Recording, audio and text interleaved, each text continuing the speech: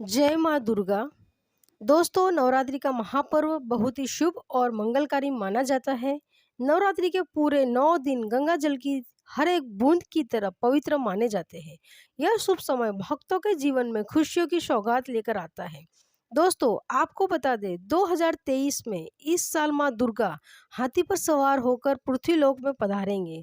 शास्त्रों में वर्णित है तथा मान्यताओं के अनुसार अगर शारदीय नवरात्रि पर यदि माता दुर्गा का आगमन उनके वाहन सिंह पर नहीं बल्कि हाथी पर होगा, तो मान्यता के माता दुर्गा का हाथी पर सवार होकर आना बहुत ही शुभ और कल्याणकारी माना जाता है।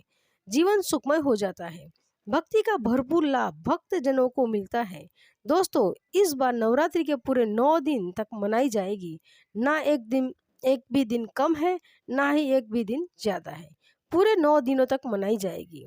माँ शेरावाली की विशेष रूप से पूजा आराधना की जाएगी। शारदीय नवरात्रि का महापर्व इस बार 2023 में 15 अक्टूबर दिन रविवार से शुरू होकर 23 अक्टूबर सोमवार के दिन समाप्त होंगे। ऐसे में शारदीय नवरात्रि पर माता दुर्गा की कृपा पाने के लिए कलश स्थापना का शुभ मुहूर्त है। 15 अक्टूबर को दिन में 11:34 से दोपहर 12:30 कलश स्थापना का शुभ मुहूर्त रहेगा। महाव्रत में की गई पूजा बहुत ही शुभ मानी जाती है। इससे समस्त देवी देवताओं की कृपा प्राप्त होती है और पूजा पाठ का फल कई लाख गुना प्राप्त होता है। ऐसे में जो व्यक्ति नवरात्र आने से पहले घर में से ये चीजें बाहर कर देता है, तो उसके घर में माँ वैष्णो देवी जी का होगा आगमन, माता लक्ष्मी का होगा वास। माँ शेरावाली आपकी झोली खुशियों से भर देंगे। इसलिए नवरात्रि आने से पहले ही घर से ये चीजें फौरन हटा दें। दोस्तों, आज हम कुछ ऐसी ही गलतियों के बारे में जानेंगे जो अगर आपके घर में भी होती है तो माता लक्ष्मी कभी ही नहीं करती ऐसे घर में प्रवेश। फिर चाहे आप कितनी भी पूजा पाठ कर लो, माता लक्ष्मी ऐसे घर में कभी नहीं आती। ऐसे घर से देवी देवता भी हमेशा रहते हैं नाराज। दोस्तों, पूरी जानकारी को देखने के लिए इस वीडियो को अंत तक जरूर देखेंगे। सच्ची श्रद्धा से कमेंट बॉक्स में लिखिए जय माँ लक्ष्मी। माँ लक्ष्मी के लिए एक लाइक तो बनता ही है। दोस्तों, सबसे पहले नवरात्रि के पहले ही मंदिर की अच्छी तरीके से साफ सफाई कर ले। मंदिर के अंदर अगर पुरानी मालाएं हैं, टूटी फूटी मूर्तियां हैं, उसके साथ खाली माचिस के डिब्बे रखे हुए हैं, तो उन्हें बाहर फेंक दें तथा खंडित मूर्तियों को किसी नदी में प्रवाहित करें। घर में छोटे बच्चों को नवरात्रि का व्रत नहीं रखना चाहिए। इससे उनकी जान को खतरा हो सकता है, क्योंकि इस व्रत में शरीर को अधिक शक्ति की जरूरत होती है। माता शेरावाली की तस्वीर अगर कांच की फ्रेम की है और वह हल्की सी भी टूटी हुई है, तो ऐसे कांच को बदलावा दे। ऐसी तस्वीर को जल में विसर्जित कर दे। टूटी मूर्ति की पूजा करने से, टूटी तस्वीर की पूजा करने से आपकी श्रद्धा, भक्ति, व्रत आदि सब टूट जाता है। आपका व्रत खंडित हो जाता है। दोस्तों, नवरात्रि के 9 दिन बहुत ही पवित्र होते हैं। नवरात्रि के 9 दिनों घर को साफ सुथरा और पवित्र रखना अति आवश्यक है। इसलिए नवरात्रि के 9 दिनों में ब्रह्मचर्य का पालन किया जाता है और तामसिक भोजन ग्रहण नहीं किया जाता। नवरात्रि के 9 दिनों में माता रानी के भक्तों को प्याज, लहसुन, मांस, मदिरा और अंडे से दूर रहना चाहिए। अधिकतर भक्त नियम का पालन भी करते हैं, लेकिन वह एक गलती कर बैठते हैं। वह नवरात्रि के 9 दिनों में अपने घर इन अपवित्र चीजों को रख लेते हैं। ऐसा भूलकर भी नहीं करना चाहिए। भागवत पुराण के अनुसार नवरात्रि के 9 दिन तक माता रानी अपने भक्तों के घर में वास करती है। अगर आप भी चाहते हैं कि माता रानी आपके घर में वास करे और आपके घर का वातावरण को पवित्र रखे, और नवरात्रि शुरू होने से पहले ही अपने घर से प्याज, लहसुन, मीट, अंडा, मदिरा बाहर निकाल दे। अपने घर को साफ रखे। इन वस्तुओं को घर से बाहर निकाल दे। बाद में अपने घर में गंगा जल का छिड़काव अवश्य करें। भगवत गीता में भी श्री कृष्ण भगवान कहते हैं कि बगैर गंगा जल के छिड़काव को कोई भी मंगल कार्य सफल नहीं माना जाता है। गंगा जल का छिड़काव स्वयं भगवत गीता में श्री कृष्ण जी ने बताया था। अगर आपके घर में गंगा जल न हो तो मार्केट से गौमूत्र ला सकते हैं, और गौमूत्र लाकर आप गौमूत्र को अपने घर में छिड़काव करें। बस थोड़ा सा पानी में डाल दीजिए।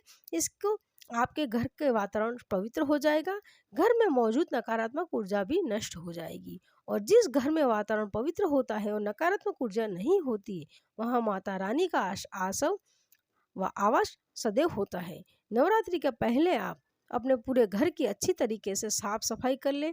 घर में जो भी फालतू सामान है, पुराने फटे फटे कपड़े हो, उन्हें बाहर निकाल दे। घर में बेकार पड़ा सामान नकारात्मक ऊर्जा लाता है, इसलिए गंदगी बिल्कुल भी ना करें। धूप दीप जलाकर वातावरण को स्वच्छ रखें। दोस्तों, माता के आगमन के लिए घर का दरवाजा जरूर स्वच्छ होना चाहिए। इससे माता आकर्षित होती है, घर के द्वार से प्रवेश करती है। माँ के आगमन के लिए द्वार को फूलों से सजाना चाहिए। दोस्तों, कई लोग ऐसे होते हैं जो माता रानी को चौकी कागज बिछाकर बनाते हैं, जो कि बिल्कुल गलत माना गया है। माता की चौकी के लिए आप नीचे लाल कपड़ा बिछाएं। काला कपड़ा और सफ़ेद कपड़ा भूलकर भी नहीं बिछाना चाहिए।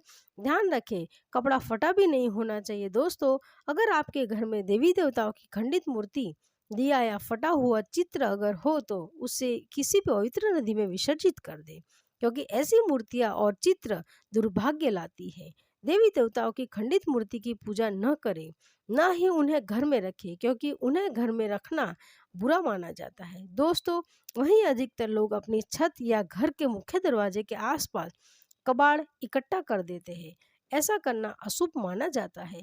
अगर आपने भी अपने घर में घर के मुख्य दरवाजे पर या छत पर या फिर खास करके घर की उत्तर दिशा में कबाड़ इकट्ठा कर दिया है, तो नवरात्रि शुरू होने से पहले उसको घर से अवश्य ही निकाल दे।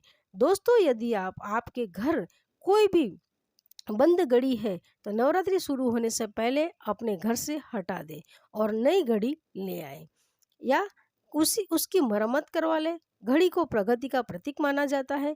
बंद घड़ी समय के पीछे चलने वाली हमारे प्रगति में बाधा डाल देती है, इसलिए नवरात्रि शुरू होने से पहले आप बंद घड़ी को घर से बाहर निकाल दें।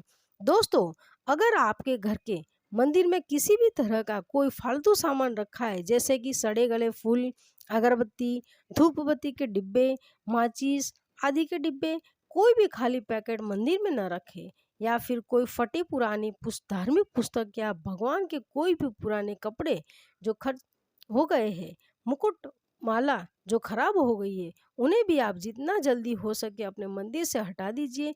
नवरात्रि से पहले आप अपने मंदिर की और मंदिर के आसपास की साफ सफाई अवश्य ही करें, तभी माता रानी की चौकी की स्थापित करें।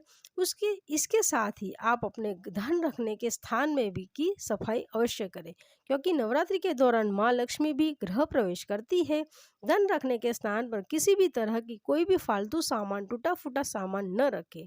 धन रखने के स्थान को मंदिर की तरह ही साफ रखें।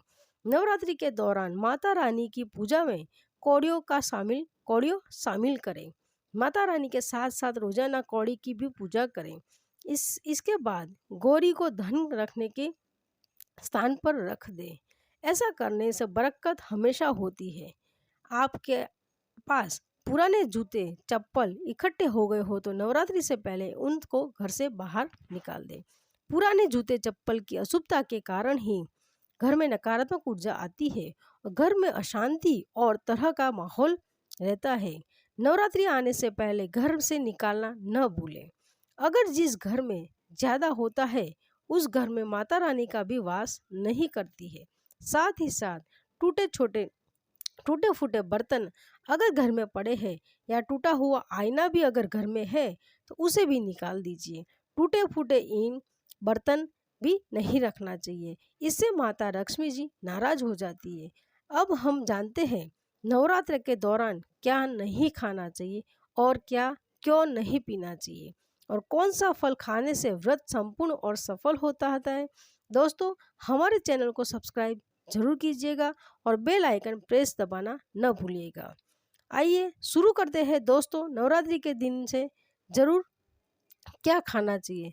शास्त्रों में बताया जाता है कि भगवान के भोग में बाद में जरूर अर्पित करें। अगर आपका व्रत है, आपको केला, पपीता, तरबूज और मीठे अंगूर जरूर खाना चाहिए। इन फलों से व्रतधारी को शक्ति मिलती है और व्रत संपूर्ण हो जाता है। शास्त्रों में बताया जाता है कि नवरात्रों के दिनों में सीताफल जरूर खाना चाहिए। सीताफल खाने से ऐसी बीमारियां हैं जो खत्म हो जाती है। माना जाता है कि नवरात्रों के दिनों में सीताफल का घर में प्रवेश होना ही बड़ा शुभ माना जाता है। सीताफल खाने से नवरात्रि का व्रत सफल हो जाता है, क्योंकि हमें माता सीता का आशीर्वाद मिला हुआ होता है। और नवरात्र के दौरान सीताफल खाता उसे दुखों का सामना नहीं करना पड़ता। सीताफल आपको जरूर खाना चाहिए। दोस्तों, नवरात्रि के 9 दिन शक्तिमान दुर्गा को समर्पित होते हैं। नवरात्रि के 9 दिन माता रानी के 9 अलग अलग स्वरूपों का पूजन किया जाता है।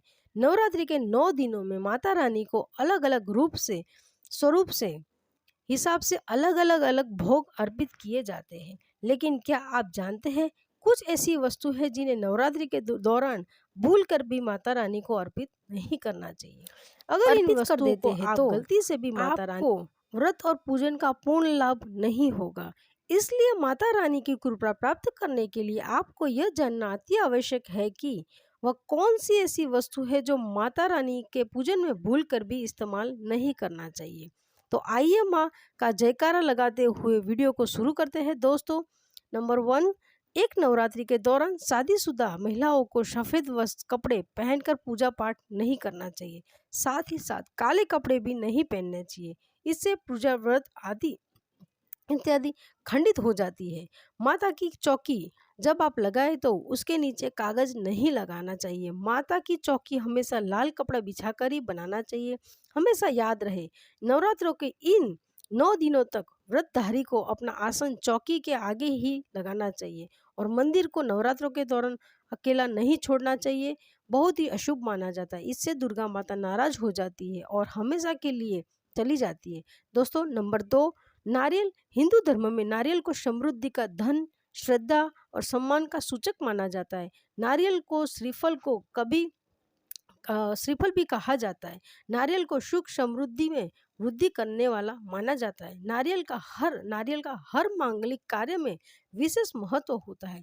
जैसे कि आप सभी जानते हैं कि माता रानी के कई मंदिरों में नारियल से भी बलि दी जाती है और माता रानी के पूजन में नारियल का इस्तेमाल हम सभी करते हैं। खासकर कलश की स्थापना नारियल से ही की जाती है। रानी के पूजन में हम नारियल इस्तेमाल करते समय कुछ गलतियां कर बैठते हैं। दोस्तों, नारियल कई प्रकार के होते हैं। एक हरा, दूसरा है सूखा, जिसके अंदर पानी होता है। जिस नारियल के अंदर पानी होता है, माता रानी के पूजन में सदैव पानी वाला और जटा वाला नारियल ही इस्तेमाल करें। नारियल का पूर्ण होना चाहिए। नारियल चटका हुआ या टूटा हुआ नहीं होना चाहिए, क्योंकि साबुत नारियल ही पूर्ण और पवित्रता का प्रतीक होता है। साबुत नारियल ही सुख समृद्धि का प्रतीक होता है। साबुत नारियल को ही श्रीफल यानी कि माँ लक्ष्मी का फल कहा जाता है। नवरात्रि में माता रानी के कलश की स्थापना करते समय जटा वाला यानी कि पानी वाला नारियल ही कलश पर स्थापित करना चाहिए। साथ ही यह ध्यान रखना चाहिए कि नारियल को सदैव कलश के ऊपर लेटाकर रखना चाहिए। स्थापना करते समय कभी भी नारियल को खड़ा करके नहीं रखा जाता है। नारियल को सदैव लेटाकर कलश के ऊपर रखा जाता है। साथ ही नारियल को स्थापित करने से पहले आप नारियल को लाल कपड़े में लपेटकर उस पर लाल चुंदरी ओढ़ाकर आप नारियल को कलश के ऊपर स्थापित करें। शास्त्रों के अनुसार कलश के ऊपर जब सही तरीके से नारियल रखा जाता है और सही प्रकार का नारियल रखा जाता है, तब यह व्रत और भोजन का पूर्ण फल प्राप्त होता है। यह भी ध्यान रहे कि महिलाएं माता रानी को नारियल अर्पित कर सकती है, लेकिन कभी भी माता रानी के सामने नारियल को भूल कर भी नहीं वह देना, क्योंकि नारियल बीज रूप होता है और स्त्रियां बीज रूप से ही शिशु को जन्म देती है। इसलिए कभी भी महिलाओं को नारियल नहीं तोड़ना चाहिए। नवरात्रि में माता रानी का व्रत और पूजन किया जाता है, लेकिन नवरात्र के दौरान सबसे ज्यादा महत्व होता है कन्या पूजन का। दोस्तों, माना जाता है व्रत और उपासना से माता रानी अत्यंत प्रसन्न होती है, जितना कि कन्या पूजन से भी होती है। नवरात्रि में छोटी छोटी कन्याओं को माता रानी का स्वरूप माना जाता है और कन्याओं को भोग लगाया जाता है, उन्हें प्रसन्न किया जाता है और बदले में आशीर्वाद मांगा जाता है। कन्याओं को प्रसन्न करने के लिए गिफ्ट इत्यादि उपहार वगैरह दिया जाते हैं। माना जाता है कि अगर कन्याओं को कोई भेंट दी जाए और उसे खुशी खुशी स्वीकार कर ली तो उसका इसका मतलब है माता रानी अर्थात माता वैष्णो ने भेंट स्वीकार कर ली। जिन पर कन्याएं प्रसन्न होती है तो समझो उन्हें माता रानी का आशीर्वाद मिल गया और माता रानी की कृपा से उन्हें मुंह मांगा वरदान प्राप्त होता है। नवरात्रि में 2 साल के से लेकर 10 साल की कन्या का पूजन किया जाता है और नौवीं, आठवीं और नौवीं को कन्या को पैर धोकर भोजन कराना, उपहार देना अति श्रेष्ठ माना जाता है। आपके घर में संपन्नता बनी रहे तथा धन की कोई भी कमी न हो, कन्याओं को कोई सुंदर गिफ्ट दे सकते हैं। शास्त्रों में बताया जाता है कि कन्या जितना खुश होती है माता रानी उतना ही जल्द फल प्रदान करती है। ऐसे में आप कन्याओं को चॉकलेट बॉक्स दे सकते हैं तथा खूबसूरत कपड़े दे सकते हैं। याद रहे, काले कपड़े और न दे और स्टील के बर्तन भी गिफ्ट करे तौर पर दे सकते हैं। याद रहे कि कन्याओं को लोहे का कोई भी सामान नहीं देना चाहिए। दोस्तों, जब कन्या अपने घर के लिए प्रस्थान करे तो उनके चरण छूकर उनके मन में अपनी प्रार्थना को पूरा दिल, सच्चे दिल से मांगी मुराद माता रानी अवश्य पूरी करती है।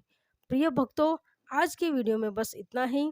दोस्तों, अगर वीडियो आपको अच्छी लगी हो तो वीडियो को लाइक कर दीजिएगा, साथ ही साथ चैनल को सब्सक्राइब कीजिएगा। नमस्कार दोस्तों।